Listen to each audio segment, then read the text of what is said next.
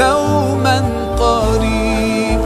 رمضان رمضان رمضان يا حبيب، رمضان رمضان. نستعينه ونستغفره ونعوذ بالله من شرور أنفسنا ومن سيئات أعمالنا. من يهده الله فلا مضل له ومن يضلل فلا هادي له. وأشهد أن لا إله إلا الله وأشهد أن محمدا عبده ورسوله. وقد قال الله تعالى في كلامه المجيد: أعوذ بالله من الشيطان الرجيم، بسم الله الرحمن الرحيم. شهر رمضان الذي أنزل فيه القرآن هدى للناس وبينات من الهدى والفرقان، فمن شهد منكم الشهر فليصم، ومن كان مريضا أو على سفر فعدة من أيام أخر. يريد الله بكم اليسر ولا يريد بكم العسر، ولتكملوا العدة ولتكبروا الله على ما هداكم ولعلكم تشكرون.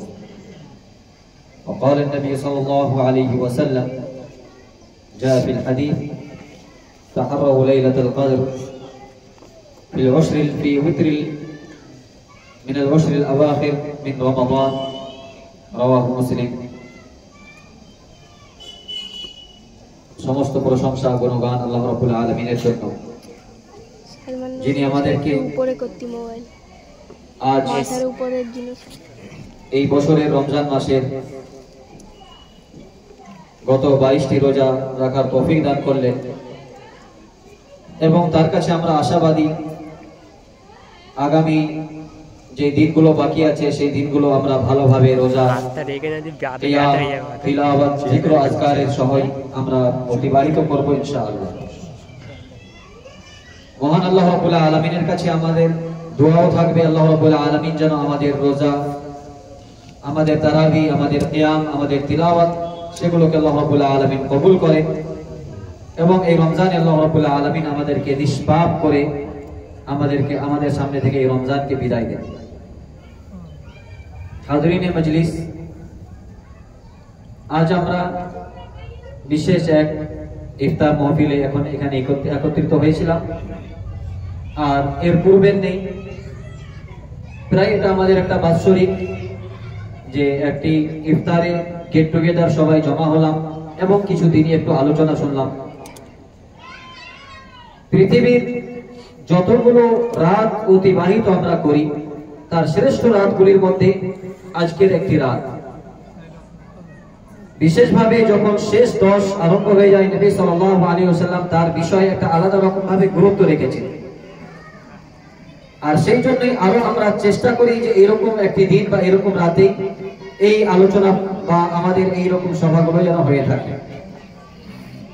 নবী সাল্লাল্লাহু আলাইহি ওয়াসাল্লামের বিষয়ে সহিহ মুসলিম হাদিস নম্বর 1175 এর মধ্যে নবী সাল্লাল্লাহু আলাইহি ওয়াসাল্লামের আমলের কথা এসেছে: কানা ইয়াজতাহিদু ফিল উশরিল আওয়াখির মিন রমাদান মা লা ইয়াজতাহিদু ফি গায়রি।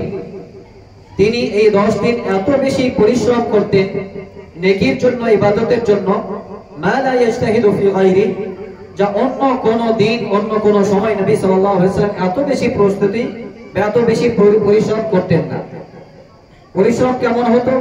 ইদা দাখালাল উশরুল আওয়াখির, যখন এই 10 দিন আরম্ভ হয়ে যেত, ইস্তাদ্দা মিজারাহু, তিনি কোমর বেঁধে নিতেন, ওয়া আইকাদা লাইলাহু, এবং তার রাতগুলি জেগে থাকতেন, এবং ওয়া আহইয়া লাইলাহু আইকাদা আহলাহু, রাতগুলি জেগে থাকতেন এবং পরিজনদের এবং নিজের আত্মীয়স্বজন তাদেরকে রাসূল সাল্লাল্লাহু আলাইহি ওয়াসাল্লাম জাগাতেন, নিজেও জাগতেন এবং পরিবারকে জাগাতেন এবং পুরোভাবে প্রস্তুত হয়ে যেতেন। কোন কোন বর্ণনায় আছে নবী সাল্লাল্লাহু আলাইহি ওয়াসাল্লাম তার নেকির অবস্থা এত বেশি বেড়ে যেত যে তিনি অত্যন্ত বড় সাখী হয়ে যেতেন। সাখী মানে দানশীল। কারিহিন সারসার, যেমন প্রবাহিত বাতাস বা অনেক জোরে যখন বাতাস বয় তো সেই রকম যে অবস্থা থাকে সেই রকম রাসূল সাল্লাল্লাহু আলাইহি ওয়াসাল্লাম দানশীল হয়ে যেতেন, বিশেষভাবে এই শেষ দশকে। আরবিতে একটি কথা বলা হয় যে যাহাবা মুআযামুহু ওয়া বাকিয়া আযামুহু, তার অধিকাংশ পার হয়ে গিয়েছে কিন্তু গুরুত্বপূর্ণ জায়গাগুলো বাকি আছে বা গুরুত্বপূর্ণ দিনগুলো বাকি আছে। তারও কয়েকটি রাত আমাদের সামনে থেকে অতিবাহিত হয়েছে। অতএব এখনো আমাদের করণীয় যে দিনগুলো আমাদের কাছে বেঁচে আছে আমরা এই দিনগুলোকে কাজে লাগাবো। এখনো যে সময় আমাদের সামনে আছে এই সময়কে আমরা কাজে লাগাবো। যারা অবহেলায় ছিলাম আমরা অবহেলা থেকে ফিরে আসব। নবী সাল্লাল্লাহু আলাইহি ওয়াসাল্লামের কাছে একবার জিবরিল আমিন আসছেন এবং বলছেন যে মান ওয়াজাদা রমাদানা ফালাম ইউগফার লাহু ওয়া মান সালাখা আনহু রমাদানা ফালাম ইউগফার লাহু, যেই ব্যক্তি তার কাছ থেকে রমজান বিদায় নিল কিন্তু তার গুনাহ ক্ষমা করা হলো না, তাহলে আল্লাহ রাব্বুল আলামিনের লানত তার উপরে। নবী সাল্লাল্লাহু আলাইহি ওয়াসাল্লাম তার উপর আমিন বললেন। অতএব আমরা যদি এইরকম মুহূর্তে এমন একটি সুযোগ পাওয়ার পরেও নিজেদের গুনাহ খাতা ক্ষমা না করিয়ে নিতে পারি এবং ইবাদত বাড়িয়ে না নিতে পারি, তাহলে অবশ্যই আমরা বঞ্চিত এবং আমরা অবশ্যই মাহরুমে পরিণত হব। যেভাবে নবী সাল্লাল্লাহু আলাইহি ওয়াসাল্লাম বলেন যে শেষ বিশেষভাবে লাইলাতুল কদর, আকিমু লাইলাতুল কদর, লাইলাতুল কদর তাতে তোমরা কিয়াম করো, কেননা এর মধ্যে খায়র এবং ভালাই আছে। মান হুরিমা খায়র হুরিমা মিনাল খায়রি কুল্লি, যে ব্যক্তি এর ভালো থেকে বা এর উপকার থেকে উপকৃত হতে পারলো না সে অনেক কিছু থেকে বঞ্চিত হয়ে গেল। এবং ওয়ালা ইউহরামু মিনহু ইল্লা মাহরুম, এর ভালাই থেকে বা এর উপকারিতা থেকে তারাই বঞ্চিত হয় যারা একেবারে আল্লাহ রাব্বুল আলামিনের পক্ষ থেকে মোহর লাগা মাহরুম বান্দা, যাদের দ্বারা আর ভালোর কোনো কিছু আশা রাখা যায় না। অতএব আমরা কখনোই সেই রকম বঞ্চিত যেন না হয়ে যাই, আমরা অবশ্যই এগিয়ে আসব এবং এই সব উপকার থেকে বা এই সব নেকির সুযোগ থেকে আমরা উপকৃত হওয়ার চেষ্টা করব, এটা আমাদের দায়িত্ব হবে। এই সব দিনগুলোতে আমাদের যে করণীয় হবে, প্রথম বিষয় হচ্ছে লাইলাতুল কদর এবং রমজান তার যে গুরুত্ব বারবার আমাদের সামনে আসে, যে প্রায় 1000 মাসের রাত চাইতে বেশি, 83 বছর 4 মাসের রাতের চাইতে বেশি এর ইবাদতের ফজিলত। এর ইবাদতের ফজিলত রাসূল সাল্লাল্লাহু আলাইহি ওয়াসাল্লাম সামনে রেখে বিশেষভাবে ইতিকাফে বসতেন নবী সাল্লাল্লাহু আলাইহি ওয়াসাল্লাম এবং ইতিকাফ করতেন, যাতে কোনো রকম ভাবে এর কোনো উপকারিতা থেকে বঞ্চিত না হয়ে যান। যার কারণে দুনিয়া থেকে পুরোপুরি আলাদা হয়ে গিয়ে মসজিদের কোনো এক কোণকে বেছে নিয়ে সেখানে আল্লাহর ইবাদতে এবং আল্লাহর ধ্যানে নিজেকে মগ্ন রাখা এবং তাতে সম্পূর্ণরূপে নিজেকে নিয়োজিত করে দেওয়া, আর সেখানে আল্লাহ রাব্বুল আলামিনের জিক্র আজকার, তিলাওয়াত, কিয়াম আর এই সবের মধ্যেই সময় অতিবাহিত করা, রাসূল সাল্লাল্লাহু আলাইহি ওয়াসাল্লাম এটাকে নিজের আবশ্যিক একটি রূপ বানিয়ে নিয়েছিলেন। ইতিকাফ আকাফা ইয়াকিফু থেকে কোথাও স্থির হয়ে যাওয়া, মসজিদে স্থির হয়ে যাওয়ার জন্য একটা নির্দিষ্ট অবস্থা মানে নিয়াত থাকবে যে পৃথিবী থেকে আমি আলাদা হয়ে গিয়ে শুধুমাত্র আল্লাহ রাব্বুল আলামিনের ইবাদত এবং শুধুমাত্র নিজের গুনাহ ক্ষমা করিয়ে নেওয়ার জন্য এবং আল্লাহ রাব্বুল আলামিনকে স্মরণ করার জন্য মসজিদের এক কোণকে বেছে নিয়ে আমি এখানে ইতিকাফ করব আর এখানে আমি থেমে থাকব। বিশেষ কোনো প্রয়োজন ছাড়া সে মসজিদ থেকে বাইরে যাবে না। এর জন্য জুমা মসজিদ, অনেকে ওয়াক্তিয়া মসজিদকেও জায়েজ করেছেন, কিন্তু মসজিদ এটা আবশ্যিক, মসজিদ হতে হবে, তাহলে সেখানে ইতিকাফ করা যায়। তো ইতিকাফ এটা মসজিদে হবে, যেহেতু সূরা বাকারায় আল্লাহ রাব্বুল আলামিন স্পষ্ট করছেন ওয়ালা তুবাশিরুহুন্না ওয়া আনতুম আকিফুনা ফিল মাসাজিদ, তোমরা তোমাদের স্ত্রীদের সাথে মেলামেশা করতে পারো না যখন তোমরা ইতিকাফের অবস্থায় মসজিদে অবস্থানরত হবে।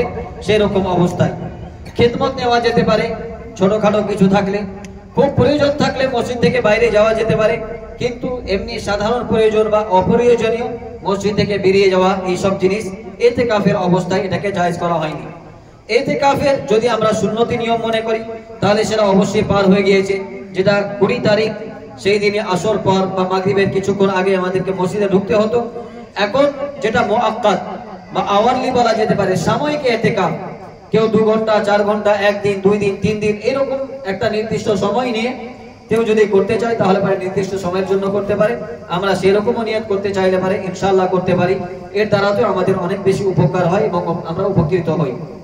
তো লাইলাতুল কদর এবং ইতিকাফ বিশেষভাবে এই দুটো এখন আমাদের সামনে চলছে, যার সমস্ত ফজিলত থেকে বা তার যত বেশি উপকারিতা আছে সেই উপকারিতা থেকে আমরা এখনো উপকৃত হতে পারি, আমরা লাভবান হতে পারি। অতএব আমরা এই সব জিনিস থেকে অবশ্যই লাভবান হওয়ার চেষ্টা করব এবং আল্লাহ রাব্বুল আলামিনের কাছে আমরা আশা রাখব যেন আমরা অবশ্যই এই সব জিনিস থেকে আমরা বঞ্চিত না হই। একই রকম ভাবে শেষের দিকে আরো আসে আমাদের সামনে ফিতরার বিষয়। এর আগেও ফিতরা নিয়ে আলোচনা হয়েছে, ফিতরা এবং ঈদুল ফিতর। প্রথম বিষয় হচ্ছে মুসলমানদের জন্য আল্লাহ রাব্বুল আলামিন দুটি ঈদ নির্দিষ্ট করে দিয়েছেন। ইন্নাল্লাহা আবদালা লাকুম, আল্লাহ রাব্বুল আলামিন তোমাদের জন্য পরিবর্তন করে দিয়েছেন বিঈদাইন, দুটি ঈদের মাধ্যমে। পূর্ববর্তী বা গত অর্থাৎ মুসলিম বা ইসলামের পূর্বে যতগুলো ঈদ এবং তাদের যতগুলো উৎসব এবং ধর্মীয় যেই সব ফেস্টিভ্যাল গুলো ছিল, ইসলাম সেই সব জিনিসকে মানসুখ করে দিল বা রহিত করে দিল, আর সেই সব জিনিস পালন করা যাবে না। আল্লাহ রাব্বুল আলামিন সমস্ত তাদের যে ঈদ এবং উৎসব ছিল সেটাকে দুটি ঈদে পরিণত করলেন, আর সেই দুইটি হচ্ছে ঈদুল ফিতর বা ঈদুল আযহা। ঈদুল ফিতর এবং ঈদুল আযহা এই দুই দিনে আল্লাহ রাব্বুল আলামিন পরিণত করে দিলেন, আর তৃতীয় কোনো ঈদ হিসেবে হবে না। অতএব যেই নামেই মানুষ ফেস্টিভ্যাল করুক না কেন বা ঈদ বানানোর চেষ্টা করুক না কেন, সেটা ইসলামের ঈদ হতে পারে না, সেটা মানুষের নিজস্ব পথ হতে পারে, নিজস্ব মত হতে পারে বা নিজস্ব পদ্ধতি হতে পারে, কিন্তু ইসলাম শুধুমাত্র দুটি ঈদ দিয়েছে, ঈদুল ফিতর এবং ঈদুল আযহা। ঈদুল ফিতর ফাতারা ফাতারা, এই থেকে ইফতার যেটা আমরা করছি এর আসল অর্থ হয় নাস্তার জন্য। এই জন্য ফুতুর বলা হয় ব্রেকফাস্টকে বা নাস্তাকে, ফাস্টিং বলা হয় রোজাকে, তা থেকে ব্রেকফাস্ট অর্থাৎ মানুষ রোজা ভঙ্গ করলো তার জন্য ব্রেকফাস্ট হচ্ছে। সেম একই জিনিস থেকে আরবি শব্দ এসছে ফাতারা, তো এই ফুতুর এর অর্থ হচ্ছে নাস্তা, তা থেকে ইফতার মানে নির্দিষ্ট সময় অনেকক্ষণ না খাওয়াটাকে আমরা ভেঙে দিলাম। তারপরে আবার বড়ভাবে ইফতার হচ্ছে যেটা ঈদুল ফিতর, মানে পুরো রমজান মাসের পরে যেখান থেকে আমরা আবার শুরু করলাম দিনের বেলা খাওয়া, এই জন্য সেখান থেকে আবার ফিতর বা ইফতার শুরু হয়েছে বা ঈদুল ফিতর, এই জন্য সেটাকে বলা হচ্ছে। আর এখান থেকেই সাদাকাতুল ফিতর আসছে। সাদাকাতুল ফিতর মানে এমন সাদাকা যেই সাদাকা মানুষ রোজা ছেড়ে দেওয়ার কারণে সেই সাদাকা মানুষ দিচ্ছে। সেই সাদাকাটি, সাদাকা দুই ধরনের, একটা হচ্ছে সাদাকাতুল মাল আর একটা হচ্ছে সাদাকাতুল বাদান।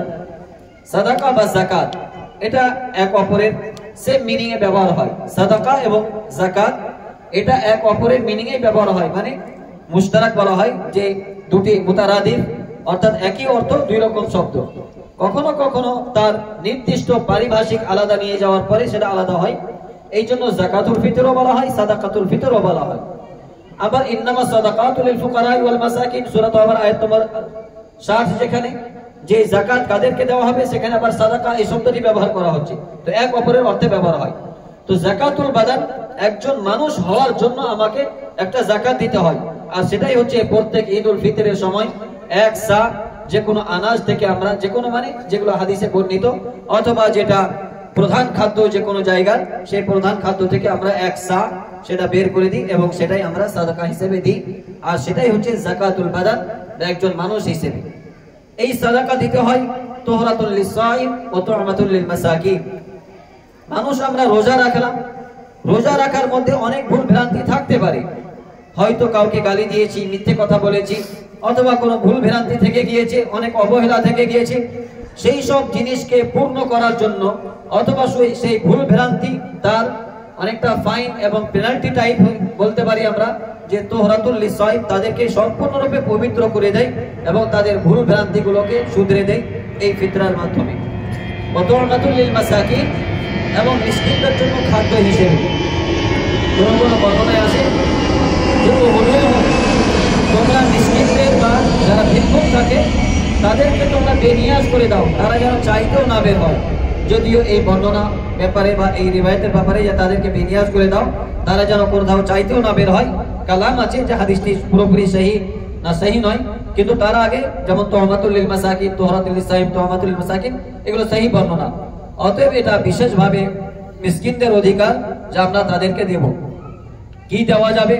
ফরাদ রাসূলুল্লাহ সাল্লাল্লাহু আলাইহি ওয়াসাল্লাম যাকাতুল ফিতরি আলা কুল্লি মুসলিমিন ওয়া মুসলিমাতিন আলা সাগীরিন ওয়া কাবীরিন আলা যাকারিন ওয়া উনসা।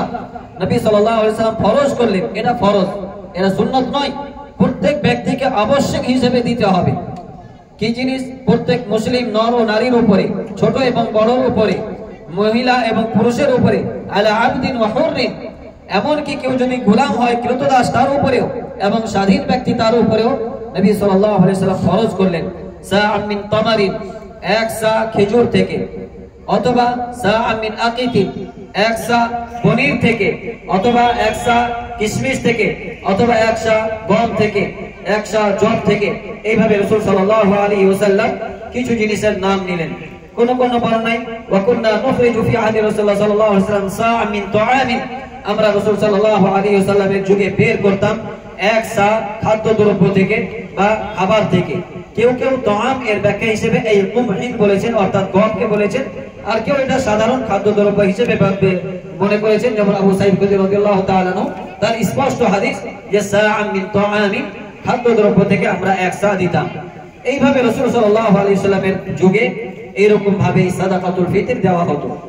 পরবর্তীতে সাদাকাতুল ফিতরের এর দাম অনুযায়ী বা এর কষ্ট অনুযায়ী অনেকেই টাকা পয়সা অথবা কারেন্সি এই দেওয়ার ব্যাপারে কিছু মত আসলো।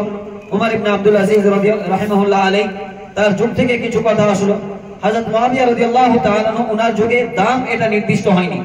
কেউ কেউ আবু ইসহাক একজন তাবেঈ ছিলেন, তার ব্যাপারে বলছেন যে ওনার যুগে এই দিনার এবং দিরহাম এটা দেওয়া হতো, কিন্তু সেই বর্ণনা মোটেও সঠিক নয়। হযরত উমর ইবনে আব্দুল আজিজ ওনার যুগ থেকে কিছুটা ছাড় দেওয়া হয়েছিল, যদি কেউ দিতে চায় তাহলে পারে দিতে পারে, কিন্তু এটা প্রায় 100 বছর পরে।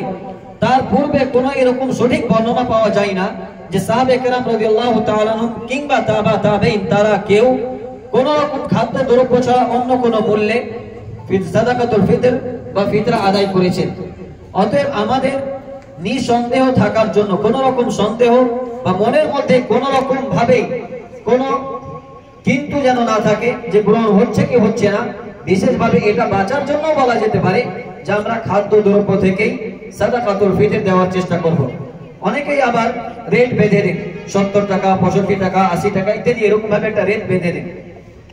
যদি একান্ত যারা জায়েজ মনে করেন যে টাকা দিয়ে হয়তো ফিতরা আদায় হতে পারে, সেই ক্ষেত্রেও টাকা বেঁধে দেওয়া এটা কোনো মতেই জায়েজ হতে পারে না। এর বড় একটি কারণ হচ্ছে যে কোন একটি জিনিসকে নির্দিষ্ট করে দেওয়া, এর অর্থই হচ্ছে এখানে আত-তাশরী আল ইসলামী, মানে আমি কোন জায়গাতে শরীয়ত আমাদের উপর কোন জিনিস চাপিয়ে দিতে পারে, এই জিনিস ফরজ, এই জিনিস ওয়াজিব, এই সময় এত রাকাত নামাজ, এই সময় এত রাকাত নামাজ, এই নির্দিষ্ট করার কাজটা হচ্ছে শারে হচ্ছেন আল্লাহ রাব্বুল আলামিন। আল্লাহ রাব্বুল আলামিন এখন কারো উপর ওয়াহী করেন না। অতএব যখন ওয়াহী করেন না, আর আমি যদি কাউকে বলে দিই যে হ্যাঁ 80 টাকা দিলে পারে ফিতরা আদায় হয়ে যায়, এর অর্থ যে আমি শরীয়তের মধ্যে নতুন একটি জিনিসকে নির্দিষ্ট করে দিচ্ছি। কেউ যদি একটা সাধারণ ভাবে বলে যে হ্যাঁ যে জিনিসটি তুমি খাদ্য দ্রব্য হিসেবে দিতে চাচ্ছ তার একটা মূল্য দিচ্ছ, এটা একটা আলাদা প্রশ্ন। তাতেও হচ্ছে যে না, নগদ অথবা টাকা পয়সা থেকে না দেওয়াটা এটাই হচ্ছে উত্তম। আমরা খাদ্য দ্রব্য থেকে অবশ্যই দেওয়ার চেষ্টা করব, কিন্তু কেউ যদি একান্ত দেয় তবুও সেখানে নির্দিষ্ট করে দেওয়া এটা কোনো মতেই উচিত নয়। এর একটি বড় কারণের মধ্যে অধিকাংশ মানুষ এখন, যেমন বেশিরভাগই আমরা জায়গায় দেখছি 70 টাকা অথবা 65 টাকা, কোনো জায়গায় হয়তো 75 টাকা লিখেছে। অধিকাংশই মিডিল ফ্যামিলি। কেউ যেই চাল আমরা ব্যবহার করি 50 টাকার নিচের চাল হয়তো ব্যবহার করি না। যদি 50 টাকার নিচের চাল ব্যবহার না করি তাহলে প্রায় এক সা এর আনুমানিক প্রায় 260-70 টাকা তো অবশ্যই এর মূল্য হবে এক সা। তাহলে পরে একজন ব্যক্তি যেই চাল আমরা সাধারণভাবে খাই সেই চাল যদি আমরা কিনে দিতে যাই তাহলে পরে 260-70 টাকা কম, 100 সেটা প্রায় 125 বা এরকম একটা দাম তার অবশ্যই আসছে। 125 টাকার নিচে হচ্ছে না। তাহলে যখন এরকম একটি অবস্থায় দাঁড়াচ্ছে তাহলে পরে এটা কি করে হতে পারে যে আমরা তাকে 70 টাকা নির্দিষ্ট করে দিলাম? অথবা এমনটাও হতে পারে কোন একজন অত্যন্ত বেশি দরিদ্র, খুবই বেশি গরিব সেই ব্যক্তি, তার বাড়িতে 10টা ছেলে পুলে আছে, সে হয়তো কন্ট্রোলের চাল খায় যেখানে 2 টাকা বা 1 টাকা কেজি। এখন তার জন্য সেই 70 এবং 80 টাকা অনেক বেশি। এখন 10 জনের জন্য তাকে যদি প্রায় 700 টাকা বের করতে হয় বা তার থেকে বেশি যদি তার বাড়ির পরিবার থাকে তাহলে প্রায় 1000 টাকা যদি বের করতে হয়, তাহলে এইরকম দরিদ্র ফ্যামিলির জন্য এটা অত্যন্ত বেশি কঠিন এবং তার উপর এটি অত্যাচার। যেহেতু তার কাছে খাদ্যদ্রব্য আছে এবং সে যে যা চাল যা খায় তা থেকেই দেবে। আর যে কোনো দেওয়ার ব্যাপারে মিন আউসাতি মা তুতঈমুনা মিন আহলিকুম আও কিসুতুহুম, এটা স্পষ্ট কোরআনের ভাষা। যেমন আমরা ফিদিয়া দিই, অনেক মহিলাদের যাদের রোজা ছুটে যায় তাদের নির্দিষ্ট দিনের কারণে অথবা বাচ্চা কারণে অথবা দুধ পান করছে বাচ্চা এই কারণে, যার কারণে ফিদিয়া দিতে হয়, অথবা অসুস্থের কারণে কেউ যদি ফিদিয়া দেয়, তাহলে ফিদিয়ার সময় যেই আমরা চাল দেব সেই চালটা হবে মিন আউসাতি মা তুতঈমুনা মিন আহলিকুম, যা তোমরা পরিবারের মধ্যে খাও সেই রকমই যেন সেই জিনিসটি হয়। এমনটা নয় যে নিজে আমরা খাবো 60-70 টাকা কেজি চাল, আর যখন দেওয়ার সময় হবে তখন 30 টাকা বা 25 টাকা কেজি চাল সবচাইতে সস্তা হয়তো আমরা দিয়ে দিলাম, আর ভেবে নিলাম যে এরা আর কত ভালো খাবে, এটাই দিলে পারে এদের জন্য যথেষ্ট। আমরা তখন ভাবার চেষ্টা করি যে একজন গরিব মানুষ বা একজন দরিদ্র মানুষ সে কি ধরনের খায়, আমি কি ধরনের খাই সেই কথাটা ভাবে না। এই জন্য কোরআন স্পষ্ট করছে যে যে ধরনের জিনিস তুমি খাবে সেই ধরনেরই জিনিস তোমরা ফিদিয়া হিসেবে অথবা দিয়াত হিসেবে যা কিছু দেবে সেটা সেই রকম ধরনের জিনিস হবে। অতএব সাদাকাতুল ফিতরের ক্ষেত্রে ব্যাপার একই রকম থাকে যে রকম জিনিস আমরা খাই। এটা তো হচ্ছে চালের বিষয়। কেউ যদি কিশমিশ দিতে চায় তাহলে সেটা আরো বেশি দাঁড়াবে। কেউ যদি খেজুর ভালো কোয়ালিটি দিতে চায়, 1 কেজি খেজুরের দাম প্রায় 1000 টাকা বা 600-700 টাকা তো অবশ্যই হয়ে যায়, তাহলে তার রেট আরো বেড়ে যায়। তাহলে আমরা কি করে একজন মানুষকে আমরা 70 টাকা 80 টাকার মধ্যে বেঁধে দিতে পারি? তো এটা একটা বড় ভুল আমাদের সমাজের মধ্যে পরিচালিত হয়ে আছে। অতএব আমরা এরকম ভাবে তাশরীহ বা শরীয়ত সাজি নিজের পক্ষ থেকে করতে পারি না। আর বিশেষভাবে শরীয়ত যখন আমাদেরকে নির্দিষ্ট করে দিয়েছে বা রাসূল সাল্লাল্লাহু আলাইহি সাল্লামের যুগে যখন এইসব দ্রব্য দেওয়া হতো তখন আমরা সেই দিকে বেশি যাওয়ার চেষ্টা করব, এতেই আমরা নিরাপদ থাকবো।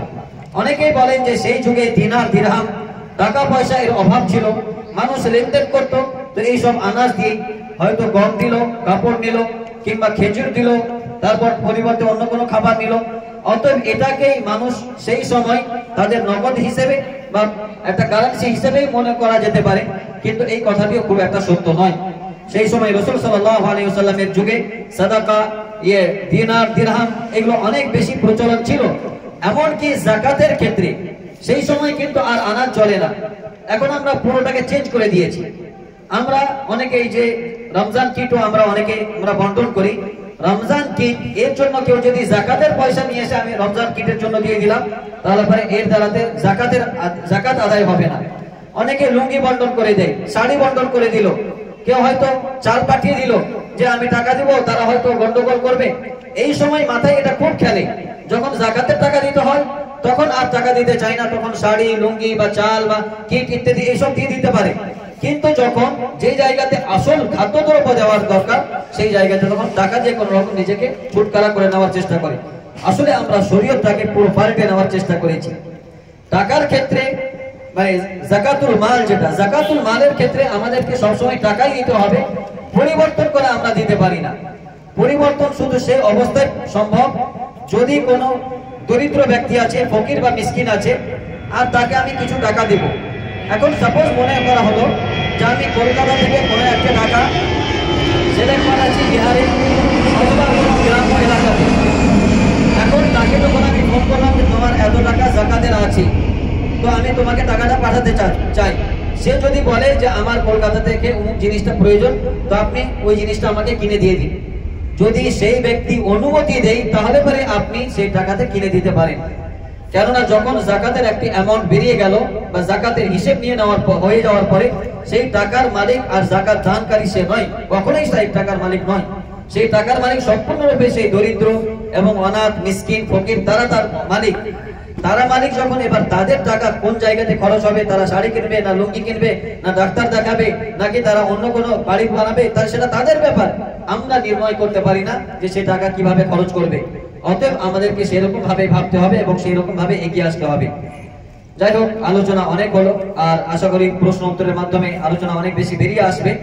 আল্লাহ রাব্বুল আলামিনের কাছে দোয়া করি আল্লাহ রাব্বুল আলামিন যেন আমাদের সকলকে ইসলামের প্রত্যেকটা বিষয় পুঙ্খানুপুঙ্খভাবে জানার এবং তাকে অন্তর থেকে আল্লাহ রাব্বুল আলামিন মানার আমাদেরকে তৌফিক দান করেন। আমিন। ওয়া সাল্লাল্লাহু আলা নবিয়িনা মুহাম্মদ ওয়া আলিহি ওয়া আসহাবিহি আজমাইন।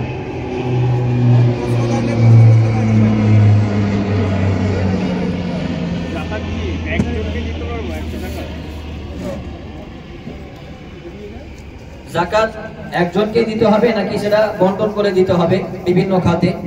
এর আগে আমি আয়াতের টাচ দিয়েছিলাম, যেটা সূরা তাওবা সূরা নম্বর 9 আয়াত নম্বর 60, ইন্নামাস সাদাকাতু লিল ফুকারা'i ওয়াল মাসাকিন ওয়াল আমিলিনা আলাইহা ওয়াল মুআল্লাফাতি কুলুবুহুম। এখানে আল্লাহ রাব্বুল আলামিন 8 প্রকার ব্যক্তির কথা বলেছেন যে যাদেরকে যাকাত দেওয়া যায়। এবারে 8 প্রকার ব্যক্তি, যদি আমি সেই 8 প্রকার, একটা হচ্ছে ফকির অতি দরিদ্র, তারপরে মিসকিন, তারপরে যারা সেই নিয়ে কাজ করে, এর অর্থই হচ্ছে সরকারি ভাবে যাদেরকে যাকাতের হিসেব নিকেশ বা তার হিসেব রক্ষক হিসেবে যারা নিয়োজিত, এমন নয় যে মাদ্রাসা থেকে যারা আসছে, যারা কালেকশনে আসছে, তারা 40% 50% একটা পার্সেন্টেজ রেখে নিয়ে নিজেদেরকে আমিরিনা আলাইহা এর মধ্যে মনে করছে, এটা কখনোই জায়েজ নয়। তারপরে ওয়াল গারিমিন, কেউ জেলে আছে আর ভালো কোনো কাজের কারণে জেলে চলে গিয়েছে, তাদেরকে ছাড়ানোর জন্য, ওয়াফির রিকাবি, গোলাম আজাদ করার জন্য, ওয়াফি সাবিলিল্লাহ, এবং আল্লাহর রাস্তায়, এবং ইবনে সাবিল বা মুসাফির। স্বাভাবিক বিষয় যে আমরা প্রত্যেকটা খাত সবসময় একসাথে পাই না, যে আমরা সবসময় যে 8 জনকে পাবো এটা নাও হতে পারে। অতএব যেরকম ভাবে আমরা পাবো সেরকম হিসেবে আমরা যারা আমাদের কাছে থাকবে তাদেরকে আমরা দিতে পারি। এবারে আমাদেরকে দেখতে হবে যে অ্যামাউন্ট কেমন। কোরআনে অন্য জায়গায় আল্লাহ বলেছেন, ওয়ালা তুতুস সুফাহা আমওয়ালাকুম, যারা পাগল ব্যক্তি তাদেরকে তোমাদের ধন সম্পদ বা তোমাদের মাল পুরোপুরি তাদের হাতে তুলে দিও না, তারা সেটাকে নষ্ট করে দিতে পারে। তাহলে যদি আমরা কোনো এমন ব্যক্তিকে দেখি যে তাকে যদি আমি এত বড় একটা অ্যামাউন্ট দিই, যদি বেশি অ্যামাউন্ট থাকে, তাহলে পরে সে সেটাকে নষ্ট করবে অথবা সে নিজেও নষ্ট হতে পারে, তাহলে আমরা সেখানে বন্টন করে দেওয়ার চেষ্টা করব। কিন্তু যদি দেখা যায় না অ্যামাউন্ট খুব বেশি নয় এবং তার প্রয়োজন যতটা, সেই প্রয়োজন অনুযায়ী আমার অ্যামাউন্টটা অনেক কম, তাহলে পরে একজনকে দিয়ে দিতে কোনো আপত্তি নেই। প্রত্যেক ব্যক্তি তার প্রয়োজনটা আমরা দেখার চেষ্টা করব যে তার প্রয়োজন কিরকম আছে, এবং সে যেন তার প্রয়োজনে কাজে লাগায়। অভাবী যদি হয়, তার অভাবে যেন সেটা কাজে আসে, সেরকম হলে পারে ইনশাআল্লাহ একজনকেও দিয়ে দিলে পারে এটা আদায় হয়ে যাবে, এতে কোনো অসুবিধা নেই ইনশাআল্লাহ। জাকাতে লোক বলেন জাকাতের পরিমাণ ধার্য করা, অনেকের সামনে অনেক কনফিউশন থাকে যে জাকাতটা আমি কিভাবে হিসাবটা করব, এবং দ্বিতীয় হচ্ছে যে নিজস্ব পরিবারের মধ্যে যদি কেউ গরিব আত্মীয় থেকে থাকে, সেক্ষেত্রে তার কি দেয়া জাকাতটা সেটা অ্যাকসেপ্টেড কিনা? দুটো বিষয়, একটা হচ্ছে জাকাতের পরিমাণ। জাকাতের প্রথম এখানে কয়েকটা জিনিস মাথায় রাখতে হয়, জাকাত কি কি মালে এবং কতটা মালে। জাকাত কি কি মালে এর যদি আমরা উত্তর চাই তাহলে পরে সেটা হচ্ছে সোনা, রূপা, মানে যেটাকে সিলভার বলি, তো গোল্ড, সিলভার। তারপরে হচ্ছে ব্যবসায়িক যেই সব পণ্য, তার উপরে জাকাত আছে। আবার ব্যবসায়িক পণ্যের ক্ষেত্রে যেই সব জিনিস ফিক্সড, মানে আমাদের ক্যাপিটাল হিসেবে আছে ফিক্সড, যেমন হয়তো কেউ একটা লরি করলো অথবা কেউ একটা গোডাউন তৈরি করলো, তো এর উপরে জাকাত নেই, তাতে যে মালগুলো আছে তার উপরে জাকাত আছে। তারপরে জাকাত যেমন ফসলের মধ্যে জাকাত হয়, গরু ফসলের মধ্যে জাকাত হয়, তো এরকম ভাবে, এবং ক্যাশের উপরে জাকাত হয়। জাকাত হচ্ছে সোনার ক্ষেত্রে 85 গ্রাম যদি 1 বছর থাকে অতিবাহিত হয়, রূপোর ক্ষেত্রে বা চাঁদির ক্ষেত্রে 595 গ্রাম যদি 1 বছর থেকে থাকে। টাকা এবং সোনা চাঁদি এই বিষয়টা একটু সবাই মাথায় রাখবেন। কারো কাছে হয়তো 85 গ্রাম সোনা আছে, 80 গ্রাম সোনা আছে, আর তার সাথে সাথে তার কাছে হয়তো আরো 30,000 টাকা জমা আছে। তো কারো কাছে যদি 80 গ্রাম সোনা আছে আর বাকি 5 গ্রাম সোনার টাকা তার কাছে আরো আছে, তাহলে পরে এটা কিন্তু নিসাবের মধ্যে পড়ে যাবে। টাকা এবং সোনাকে মেলাবে অথবা টাকা এবং রূপকে মেলাবে। সোনা এবং রূপ দুটো একসাথে মিলবে না, সোনা চাঁদি দুটো একসাথে মিলবে না, কিন্তু টাকা দুটোর সাথেই যাবে নিসাব পূর্ণ হওয়ার জন্য। কারো কাছে হয়তো 500 গ্রাম রূপ আছে আর তার সাথে সাথে 10,000 টাকা আছে, আর দেখা যাচ্ছে যে 95 গ্রামের টাকা তার কাছে 1 বছর থেকে আছে, তাহলে পরে সেটাও নিসাবের মধ্যে চলে আসছে, তাহলে পরে তাদেরকে জাকাত দিতে হবে। এবারে জাকাত কাদেরকে দেব, যদি আত্মীয় হয় তাহলে পরে হবে কিনা? আত্মীয় হলে পরে অবশ্যই হবে এবং তারা প্রাধান্য পাবে। ওয়াআতিদাল কুরবা হাক্কাহু ওয়াল মিসকিনা ওয়া ইবনাস সাবিল, কোরআনে বারবার এরকম কথাগুলো এসেছে যে যারা তোমাদের আত্মীয় তাদেরকে তোমরা বেশি দাও। ওয়াআতিদাল কুরবা হাক্কাহু ওয়াল মিসকিনা, তারপরে মিসকিনদের কাছে, এরকম ভাবে এসেছে। এবং সূরা নিসার মধ্যে আল্লাহ রাব্বুল আলামিন আরো বেশি সেটাকে ক্লিয়ার করছেন, এবং সেখানে ওয়াল জারিল জুনুবি ওয়াস সাহিবি বিল জামবি ওয়া ইবনিস সাবিল বলা হচ্ছে, যারা তোমাদের প্রতিবেশী, যারাদের সাথে তোমাদের সবসময় উঠা বসা, তাদেরকে তোমরা দাও। এরকম ভাবে জাকাতের বিষয়টি এগিয়ে যাবে। জাকাত এমন কি, যদি স্ত্রীর কাছে পয়সা বেশি থাকে, স্ত্রীর কাছে এমনটা হতে পারে যে হয়তো তার পৈতৃক সম্পত্তি আছে কিংবা তাদের ব্যবসা আছে আর কোনো কিছু, স্বামী যদি গরিব হয় এবং দরিদ্র হয়, তাহলে পরে স্ত্রীর মাল থেকে তার স্বামীকে জাকাত দেওয়া যেতে পারে। স্ত্রী তার স্বামীকে জাকাত দিতে পারবে, কিন্তু স্বামী তার স্ত্রীকে জাকাত দিতে পারবে না। এর কারণ হচ্ছে স্ত্রীর ভরণ পোষণ এর দায়িত্ব হচ্ছে স্বামীর উপরে, কিন্তু স্বামীর ভরণ পোষণ এর দায়িত্ব স্ত্রীর উপরে নয়, এটা জরুরি নয়। وعلى المولود له رزقهن وكسوتهن بالمعروف। একজন যে সন্তান কিংবা স্ত্রী তাদের জন্য তাদের হক হচ্ছে যে তার স্বামী অথবা তাদের পিতা তাদের উপর খরচ করবে এবং ভালোভাবে খরচ করবে। একই রকম ভাবে যদি পিতা আছে তাহলে পরে পিতাকে আমরা যাকাত থেকে দিতে পারি না, কেননা ওয়াকাদা রাব্বুকা আল্লা তা'বুদু ইল্লা ইয়াহু ওয়া বিল ওয়ালিদাইনি ইহসানা। আমরা পিতামাতার সাথে সবসময় সৎ ব্যবহার করব, এটা তার অধিকার ছিল যে আমরা তাকে এমন, যদি কেউ হয়তো কোটিপতি আছে এবারে ভাববো যে আমার বাবাকে আমি কিছুই দেবো না, শুধু যাকাতের কিছু পয়সা দিয়ে দিব, তাহলে এটাও তার জন্য সঠিক হবে না। অতএব স্ত্রী তো দিতে পারে, আর পিতা ছাড়া, এই ছাড়া যেমন কাকা আছে, কাকাতো ভাই আছে, ফুফা আছে, ফুফু আছে ইত্যাদি, এরকম যে কোনো কাউকে আমরা যাকাত থেকে দিতে পারি এবং তারা অগ্রাধিকার পাবে। আমরা আগে তাদেরকে দিব, তারপরে হয়তো অন্যদিকে আমাদের যাকাতের অ্যামাউন্ট আমাদের যাবে। এই যাকাত দেওয়ার সময় কি তাদেরকে মানে এমনি দিলে হয়ে যাবে নাকি বলতে হবে? না, যাকাত দেওয়ার সময় বলার কোনো প্রয়োজন নেই।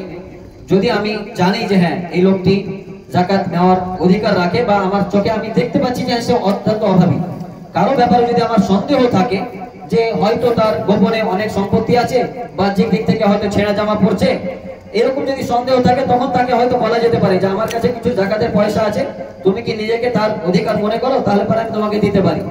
তো সে নিজের অবস্থাটা বুঝে নেবে। আর কারো ব্যাপারে যদি আমি নিশ্চিত থাকি যে না তার কোনো কিছুই নেই, তার বাইরের ভেতর একই রকম অবস্থা, তাহলে পরে তাকে স্পষ্ট এরকম ভাবে বলার কোনো প্রয়োজন থাকে না।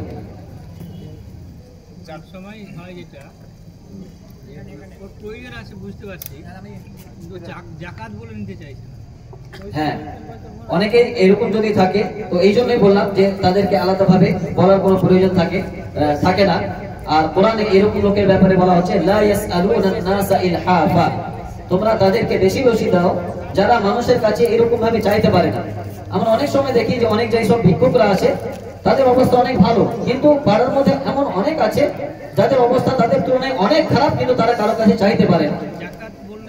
হ্যাঁ, একটু নিজেদেরকে তাদের অস্বস্তি লাগে বা এরকম মনে হয়, তো তাদেরকে আমরা এরকম আমভাবেও দিতে পারি। আর যদি মনে হয় যে না সে কোনো রকমই নেই না, তাহলে আমরা যাকাত ছাড়া অন্যান্য ফান্ড থেকেও, মানে যাকাত ছাড়াও আমাদেরকে সাদকা সাধারণ নফল দানও করা উচিত, তাহলে তাদেরকে আমাদের দেওয়া উচিত। কোরআনে এরকম ব্যক্তির জন্য স্পেশালি একটি আয়াত ভাবে আল্লাহ রাব্বুল আলামিন বলেন যে যারা লা ইয়াসআলুনান নাসা ইলহাফা, মানুষের কাছে তারা মানে খুব বেশি বড় জোরে চাইতে পারছে না, তাদেরকে তোমরা গোপনে গোপনে দিয়ে দাও, এবং তারা হয়তো লজ্জা করছে তাহলে গোপনে দেওয়ার চেষ্টা করো, কেউ যেন জানতে না পারে, এরকম ভাবে তাদেরকে তোমরা দিয়ে দাও।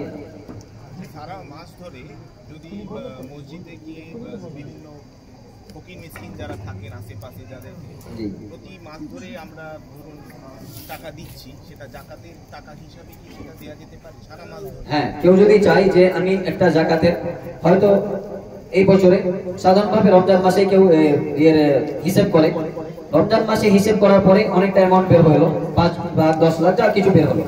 এবার মনে করলো আমি এই মাসে একটা বড় অংশ দিয়ে দিলাম, কিছুটা আমি বাঁচিয়ে রাখলাম সারা বছরের জন্য। যে কোনো সময় কোথাও হয়তো মানে আল্লাহর গজব হতে পারে, আর কোনো কিছু হতে পারে, সেই সব জায়গাতে ফেরানোর ব্যাপার হতে পারে, অথবা সারা বছর ফকির মিসকিন এইসব, তো কেউ যদি চায় তাহলে পরে দিতে পারে। কিন্তু একটা জিনিস মাথায় রাখতে হবে, মরণের কোনো ঠিক নেই। এই যেটা যাকাত আমরা বের করছি এটা কিন্তু আল্লাহ রাব্বুল আলামিনের মানে আলাদা দিক থেকে এটা অধিকার বা ফকির মিসকিনদের অধিকার। সেই অ্যামাউন্টের ব্যাপারে যেন আমার পরিবার বা তারা যেন জানতে পারে যে হ্যাঁ এটা পুরোপুরি যাকাতের, সেটা যেন ভাগ বাটোয়ারার মধ্যে না আসে এবং সেটা যে কোনো অবস্থাতে যেন তাড়াতাড়ি চলে যায়। হ্যাঁ, একটা হাদিস আছে, এটা হচ্ছে সহিহ বুখারীর 1147 নম্বর হাদিস, এখানে লেখা আছে, সঠিক কিনা আমি জানি না, যেহেতু নাম্বার বলছি। হাদিসটা হচ্ছে এরকম যে ইমাম বুখারী রাহমাতুল্লাহ আলাইহি উনি এটাকে কোট করেছেন। তিনি বলছেন যে কি মুআয ইবনে জাবাল রাদিয়াল্লাহু তাআলা বক্তব্য উল্লেখ করে বলছেন, তিনি ইয়ামিনবাসীকে বলেন তোমরা সাদাকার মধ্যে খাদ্যদ্রব্যের পরিবর্তে কাপড় নিয়ে আসো, কেননা এটা তোমাদের জন্য অধিকতর সহজ এবং মদিনার সাহাবীগণের জন্য অধিক উপযোগী। তো মুআয বিন জাবাল রাদিয়াল্লাহু তাআলা আনহু উনি খাবারের বদলে কাপড় চাইছেন। যদি খাবারের বদলে কাপড় তিনি চাইতে পারেন, তাহলে খাবারের বদলে অন্য কিছু দেওয়া যেতে পারে। মূলত দুটো হাদিসকে কোট করা হয় যাকাতের পরিবর্তে অন্য কিছুর ক্ষেত্রে, আর এটা ছিল এমনি আম যাকাতের জন্য বলা হয়েছিল। তো মুআয ইবনে জাবাল রাদিয়াল্লাহু তাআলা আনহু তার এটাকে ইজতিহাদ বলে। মুআজ ইবনে জাবাল রাদিয়াল্লাহু তাআলা আনহু তার এটাকে ইজতিহাদ বলা হচ্ছে যে মুআজ ইবনে জাবাল তিনি সেই সময় কাপড় চেয়েছিলেন। এটা এই যে সাধারণভাবে আমরা যাকাত যেগুলো নিই আর কি, সাধারণ খাদ্য দেওয়ার কথা, তো এই ক্ষেত্রে যখন বলা হচ্ছে তো মুআজ ইবনে জাবাল এবং মুআবিয়া রাদিয়াল্লাহু তাআলা আনহু তিনি গমের এক সাকে হাফ সায় পরিণত করেছিলেন। মূলত এই দুটো হাদিসকে কোট করা হয় এর জন্য যে আমরা এখানে টাকা হিসেবে দিতে পারি বা আমরা জিনিসকে পরিবর্তন করে দিতে পারি বা পরিণত করে দিতে পারি।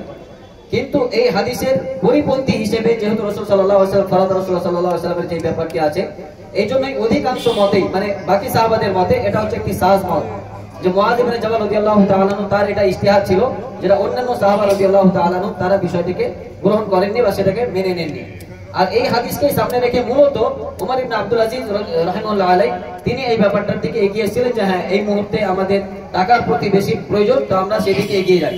কিন্তু যেহেতু সাদাকাতুল ফিতর বা যাকাতুল ফিতর একটি ইবাদত, ইবাদতের ক্ষেত্রে নবী সাল্লাল্লাহু আলাইহি ওয়াসাল্লামের যেটা পদ্ধতি সেই পদ্ধতিটাকে আমরা বেশি অগ্রাধিকার দেব এবং সেটাকে সামনে রাখবো।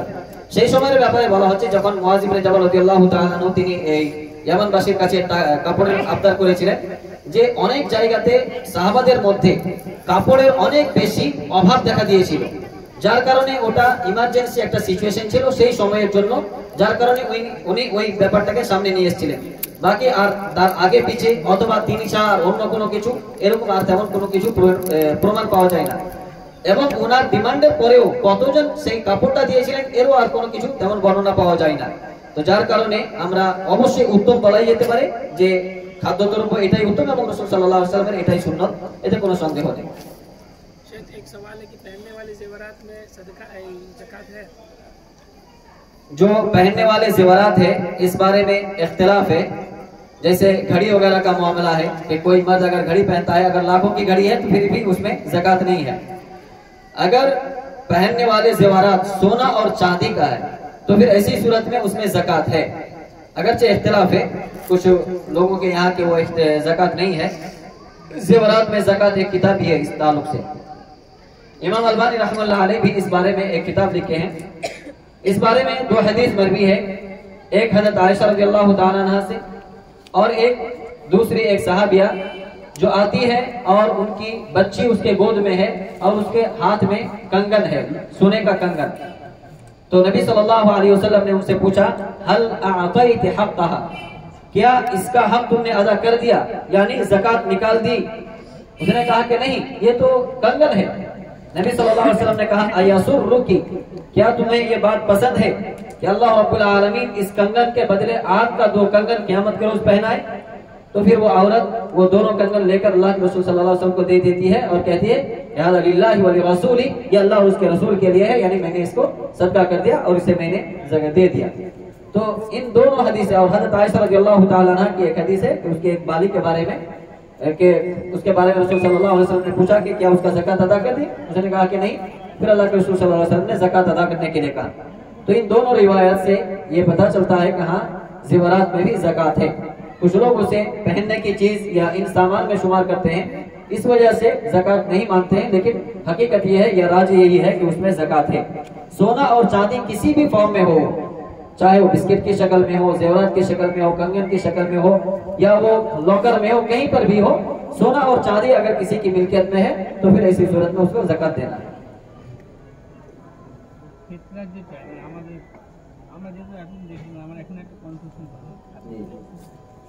গমের একটা মাপ করে ওই পরিমাণ টাকা দিয়ে দিচ্ছে। কিন্তু যদি আমাদের নিত্য প্রয়োজনীয় যে খাবারটা যদি হয়, আমাদের তো বাঙালি মানে আমরা ভাত খাই, মানে চালের উপরে দিতে হবে। জি, এর আসল হচ্ছে যদি আমরা চাই যে নিরাপদে এটা আদায় হয়ে যাক তাহলে পরে চালটাই দিয়ে দিতে হবে, চালের মূল্য নয়, মূল্যে না গিয়ে আমরা সোজাসুজি চালটাই দিয়ে দিব। এক সা এটা এখন আনুমানিক ওই 2 কেজি 600 থেকে 700 মাঝে আসে। তো আমরা 2 কেজি 700 মতো যদি দিয়ে দিই, একটা একটা করে প্যাকেট করে নিলাম, হয়তো বাড়িতে 5 জন 7 জন আছে, 5টা প্যাকেট করে নিলাম, এরকম যারা আসলো আমরা একটা একটা করে দিয়ে দিলাম, এইভাবেই ফিতরা আদায় হয়ে যাবে। গমের ব্যাপারটা বাঙালিদের ক্ষেত্রে খুব একটা ঠিক নয়, এমনি দিলে পারে কোনো আপত্তি নেই, হাদিসের শব্দ আছে, দিলে দিতে পারে, এতে কোনো অসুবিধা নেই, ইনশাআল্লাহ দিলে দিতে পারে, কিন্তু যেটা প্রধান খাদ্য সেখান থেকে দেওয়াটা বেশি উত্তম। জি জি।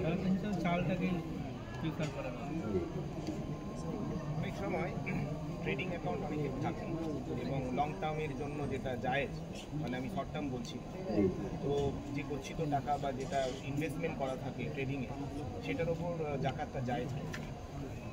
ধরুন কারি 15 লক্ষ টাকা বা 25 লক্ষ টাকা ট্রেডিং এ ফিক্সড ডিপোজিট টাইপের না, এটা ওরা শেয়ার কিনছে, কোনো কোম্পানি আচ্ছা, শেয়ার কিনছে লং টার্মে, হ্যাঁ, তো সেটা 25 লাখ টাকা বা 15 লাখ টাকা, তার উপরে জাকাত জায়েজ কি? হ্যাঁ, জাকাত তো দিতে হবে। যে অ্যামাউন্ট ওর, এই অ্যামাউন্টটা তো ওর নিজের, এবং কি সেটা আরো বাড়তে আছে, প্রত্যেক বছর কিছু না কিছু বাড়তে আছে। তো যদি তার কাছে এর একটা স্টেটমেন্ট তো থাকবে যে আমার প্রত্যেক বছর কতটা বাড়লো। এখন কেউ যদি 15 লাখ বা 25 লাখ টাকা দিয়ে শুরু করলো, তো পরের বছর পর্যন্ত 25 লাখ এনে দিচ্ছে, যেহেতু এক বছর সেখানে যাচ্ছে। এবারে পরের বছর সে হিসেব করছে যে আমার এই অ্যামাউন্টটা বেড়ে কতটা হয়েছে। এবার দ্বিতীয় বছর যখন হবে, তখন সে বাড়তি অ্যামাউন্টের তখন টাকা দিবে। তখন 15 লাখের জায়গায় হয়তো 20 লাখ হয়েছে, তখন সে 20 লাখ টাকার সে জাকাত দিবে। এইভাবে তাকে জাকাত দিতে হবে। আচ্ছা, বর্তমান শেয়ার বাজারে যে টাকাগুলো লাগানো হচ্ছে, ওটা কি ইসলামিক শরিয়াত অনুযায়ী লাগানো যাবে কি? শেয়ার বাজার এটা একটা অনেক বড় আমাদের সামনে চ্যালেঞ্জ হয়ে দাঁড়িয়েছে, আর বিশেষভাবে নবযুবকদের কাছে, মানে অধিকাংশই যেন খুব তাড়াতাড়ি এবং শর্ট টার্মে খুব এগিয়ে যাওয়া, আর কিছু না করে যেন কিছু ইনকামের একটা রাস্তা বেরিয়ে আসে। প্রথম বিষয় হচ্ছে যে শেয়ার বাজার আদৌ এর অবস্থাটা কি বা এর হুকুমটা কি, এই নিয়ে কিছু মতভেদ এসছে। অনেকেই একটা হাদিসের শব্দ আছে বাই আল মুযারাবা। বাই আল মুযারাবা এর অর্থই হয় যে আমি শেয়ারে কারোর সাথে কোনো একটা বিজনেস করছি, এটাকে বলা হয় শেয়ার। শেয়ার বিজনেস যেটা হয় বা বাই মুযারাবা যেটাকে বলা হয়, সেটা হচ্ছে যে দুই তিনজন বন্ধু অথবা ভাই মিলে আমরা কোনো একটা কিছু করলাম, যেমন পার্টনারশিপ ব্যবসা হয়। পার্টনারশিপ ব্যবসা, এটাকে আমরা শেয়ার বলতে পারি যে আমি একটা ব্যবসাতে শেয়ার আছি। কিন্তু বর্তমানে যে শেয়ার বাজারে টাকা লেনদেন করা হচ্ছে, এর কিন্তু মূল ভিত্তিটাই হচ্ছে সুদের উপরে, ইন্টারেস্টের উপরে, যতগুলোই কোম্পানি হোক না কেন। এই জন্যই দেখা যায় শেয়ার বাজার এক রাতে আকাশ পাতাল হয়ে যাচ্ছে। শেয়ার বাজার নিফটি উপরে উঠলো, চটচড়িয়ে সব উপরে উঠে গেল, একটু নিচে নামলো সেন্সেক্স, বাস পুরোপুরি ভাবে নিচে নেমে গেল। এখন একজন ব্যক্তি কেউ যদি দোকান করে অথবা কারো কাছে কোনো জিনিস স্টকে থাকে, তাহলে পরে আগুন লেগে যাওয়া ছাড়া বা আকাশের কোনো আপদ আসা ছাড়া একদিনেই এত বেশি ওঠানামা হয় না কোনোদিন, যে একদিনে তার দোকান শেষ হয়ে গেল বা নষ্ট হয়ে গেল, এরকমটা হয় না। তো এই যে উপর নিচে হচ্ছে, এর কারণই হচ্ছে যে হ্যাঁ, মানে এগুলো বেলুন হয়ে আছে, তাদের কেউ একটা মানে সুইচ ফুটিয়ে দিলে পারে বেলুন ফেটে গেল। শেয়ার বাজার কিন্তু পুরোপুরি এরকম, যে কোনো বড় একটা কোম্পানির ব্যাপারে কোনো একটা জিনিস যদি আফওয়া উড়ে যায়, তাহলে পরে সেই কোম্পানির শেয়ার একেবারে ডাউনে চলে যাচ্ছে। এর অর্থ কি যে পুরোটাই সুদের উপরে টিকে আছে শেয়ার বাজারটা। এই জন্যই নাম যেই দেখ না কেন, এখন কেউ দেখাচ্ছে যে আমি ইন্ডিয়ান ওয়েলে শেয়ার বাজার করেছি। ইন্ডিয়ান ওয়েল মানে কি আমি তেল কিনতে শেয়ার দিয়েছি? আমার এই 2000, 5000, 10,000 কি ইন্ডিয়ান ওয়েল তারা মুরগা ব্যক্তি যে হ্যাঁ সেই টাকাটা নিয়ে তাহলে পরে সে তেল কিনতে যাবে? এটা কখনোই নয়। তার নিজের ব্যবসা সে নিজে চালাচ্ছে, আমার টাকাটাকে বাস সে শুধুমাত্র শেয়ার বাজারেই খাটাচ্ছে, সেটা নিয়ে সে ব্যবসা করছে, তার এটা খুব বেশি প্রয়োজন পড়ে না। এক, দ্বিতীয় হচ্ছে এর বিষয়ে বেশিরভাগ মত এসে যদি ডিসক্রিমিনেশন যেটা থাকে, যে আমি কোন জিনিসে শেয়ার কিনছি, কোন জিনিসটা কিনছি, যদি এই বিষয়টি ক্লিয়ার থাকে যে হ্যাঁ আমি অমুক ব্যক্তির সাথে এই জিনিসটি কিনলাম এবং তাতে এই মাসে এত লাভ হলো, এই মাসে এত লাভ হলো, এই মাসে এই লস হলো, তাহলে পরে সেটা একটা আলাদা ব্যাপার, এইরকম ভাবে শেয়ার করা যেতে পারে। কিন্তু যে কোম্পানির হিসেব নিকেশের সাথে আমার কোনো সম্পর্ক নেই, শুধুমাত্র মোবাইলের অ্যাপসের মাধ্যমে আমি সেখানে শেয়ার নিলাম, আবার সেখানে কিছু ইনকাম করলাম, আবার সেখানে কিছু লস করলাম, তাহলে পরে এগুলো পুরোপুরি মানে কোনোটাই সন্দেহমুক্ত কিছুই নেই, কমপক্ষে এটা তো অবশ্যই। আর এর 99.9% পুরোটাই সুদের উপরে, এতে কোনো সন্দেহ নেই। অতএব আমাদেরকে শেয়ার বাজার থেকে বা শেয়ার মার্কেট থেকে অবশ্যই দূরে থাকতে হবে, আমরা এর কাছাকাছিও যেন না যাই, তাহলে পরে আমরা নিরাপদ থাকবো ইনশাআল্লাহ। এতে মানুষকে একেবারে অলস করে দেয়, তাকে মানে কাম থেকে তাকে বসিয়ে দেয়, ঘরে বসিয়ে দিল, যার কিছু করতে হবে না, ঘরে এসি রুমে বসে থাকো বা কোনো এক জায়গায় বসে থাকো, এইভাবে করো। যখন দেখা গেল লস হতে লেগেছে বা কোনো কিছু কাজ করার মতো তার মধ্যে আর ক্ষমতা থাকে না, না সে এনার্জি থাকে। অতএব আমরা হাদিসে স্পষ্ট আছে যে আতিয়াবুর রিজক কাসবুর রাজুল বিয়াদিহি, সবচাইতে শ্রেষ্ঠ রুজি হচ্ছে যেটা মানুষ নিজের হাতে কামাই করে। অতএব আমরা সেইভাবেই রোজগার করার চেষ্টা করবো, এটাই আমাদের জন্য শ্রেষ্ঠ।